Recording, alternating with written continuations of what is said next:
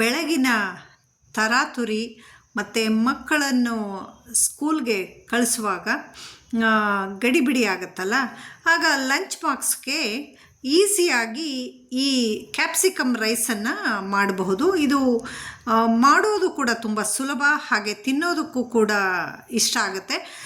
ಮಕ್ಕಳಿಗೂ ಕೂಡ capsicum taste ತುಂಬ ಇಷ್ಟ ಆಗುತ್ತೆ. ಬೆಳಗಿನ ತಿಂಡಿಗೆ ನಾವು ಎಷ್ಟೇ ಪ್ಲ್ಯಾನ್ ಮಾಡ್ಕೊಂಡಿದ್ರೂ ಕೂಡ ಕೆಲವೊಮ್ಮೆ ಏನು ಮಾಡೋದು ಅಂತ ಹೇಳಿಬಿಟ್ಟು ಫ್ಲ್ಯಾಶ್ ಆಗಲ್ಲ. ಆಗ ಇದನ್ನು ಸುಲಭವಾಗಿ ಮಾಡ್ಕೊಳ್ಬಹುದು. ಹಾಯ್ ಫ್ರೆಂಡ್ಸ್, ನಾನು ಅದಕ್ಕಾಗಿ 2 ಟೇಬಲ್ ಚಮಚದಷ್ಟು ಶೇಂಗಾವನ್ನು ಲೋ ಫ್ಲೇಮಲ್ಲಿ ಹುರ್ಕೊಳ್ತಾ ಇದ್ದೀನಿ. ಶೇಂಗಾವನ್ನು ಲೋ ಫ್ಲೇಮಲ್ಲಿ ಹುರಿದ್ರೆ ಮಾತ್ರ ಅದು ಟೇಸ್ಟ್ ಮತ್ತು ಕ್ರಿಸ್ಪಿನೆಸ್ ಬರೋದು.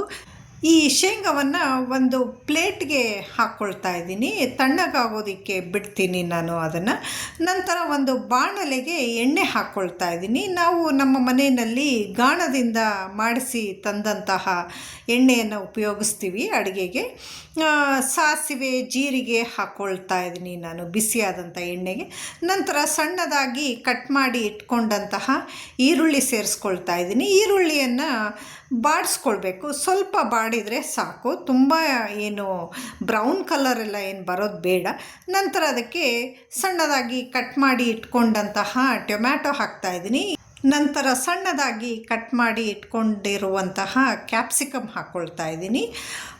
ಕ್ಯಾಪ್ಸಿಕಮ್ ಮತ್ತು ಈರುಳ್ಳಿ ಸ್ವಲ್ಪ ಜಾಸ್ತಿ ಇದ್ದರೂ ಪರವಾಗಿಲ್ಲ, ಚೆನ್ನಾಗಿರುತ್ತೆ ತಿನ್ನೋದಕ್ಕೆ. ಆದರೆ ಟೊಮ್ಯಾಟೊ ನೋಡಿ ಹಾಕ್ಕೊಳ್ಳಿ.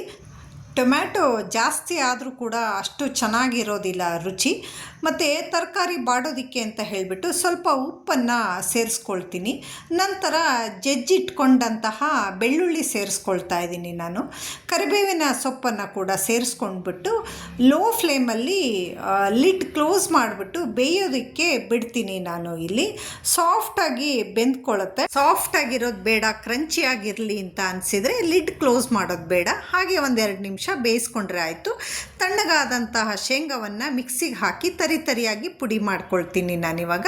ನಂತರ ತರಕಾರಿ ನೀಟಾಗಿ ಬೆಂದಿದೆ, ಅದಕ್ಕೆ ಚಿಟಿಕೆ ಅರಿಶಿಣದ ಪುಡಿ, ಧನಿಯಾ ಪುಡಿ 1 ಚಮಚ, ಅರ್ಧ ಚಮಚದಷ್ಟು ಜೀರಿಗೆ ಪುಡಿ ಹಾಕ್ಕೊಳ್ತಾ ಇದ್ದೀನಿ. ನಂತರ ಮತ್ತೊಮ್ಮೆ ನೀಟಾಗಿ ಆ ಪೌಡರೆಲ್ಲ ಈ ತರಕಾರಿಗೆ ಮಿಕ್ಸ್ ಆಗೋ ರೀತಿ 2 ನಿಮಿಷ ಮಿಕ್ಸ್ ಮಾಡ್ಕೊಳ್ತೀನಿ. ಖಾರಕ್ಕೆ ತಕ್ಕಷ್ಟು ಖಾರದ ಪುಡಿಯನ್ನು ಸೇರಿಸ್ಕೊಳ್ತಾ ಇದ್ದೀನಿ. ಖಾರದ ಪುಡಿ ಹಾಕಿದ ನಂತರ ಮತ್ತೆ 2 ನಿಮಿಷ ನೀಟಾಗಿ ಅದನ್ನು ಮಿಕ್ಸ್ ಮಾಡ್ಕೊಂಡ್ಬಿಟ್ಟು ಬೇಯಿಸಿ ಇಟ್ಕೊಂಡಂತಹ ಅನ್ನವನ್ನು ಹಾಕ್ಕೊಳ್ತಾ ಇದ್ದೀನಿ.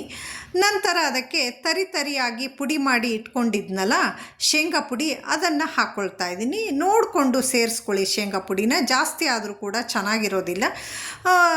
ಉಪ್ಪು ಕಮ್ಮಿ ಆಗಿರುತ್ತೆ, ಮುಂಚೆ ನಾವು ತರಕಾರಿಗೆ ಸ್ವಲ್ಪ ಹಾಕಿರ್ತೀವಲ್ಲ ಅದಕ್ಕೆ. ಈಗ ಸ್ವಲ್ಪ ನೋಡಿಕೊಂಡು ಸೇರಿಸ್ಕೊಳ್ಬೇಕು. ನಂತರ ಸಣ್ಣದಾಗಿ ಕಟ್ ಮಾಡಿ ಇಟ್ಕೊಂಡಂತಹ ಕೊತ್ತಂಬರಿ ಸೊಪ್ಪನ್ನು ಹಾಕ್ಕೊಂಡ್ಬಿಟ್ಟು ನೀಟಾಗಿ ಕಲಿಸ್ಕೊಳ್ತಾ ಇದ್ದೀನಿ ನಾನು. ನನ್ನ ಇವತ್ತಿನ ಈ ಲಂಚ್ ಬಾಕ್ಸ್ ರೆಸಿಪಿ ನಿಮಗೆಲ್ಲ ಏನು ಅನ್ನಿಸ್ತು ಅಂತ ಹೇಳಿಬಿಟ್ಟು ನನಗೆ ಕಮೆಂಟ್ ಸೆಕ್ಷನಲ್ಲಿ ಕಮೆಂಟ್ ಮಾಡಿ ತಿಳಿಸಿ. Thank you, bye.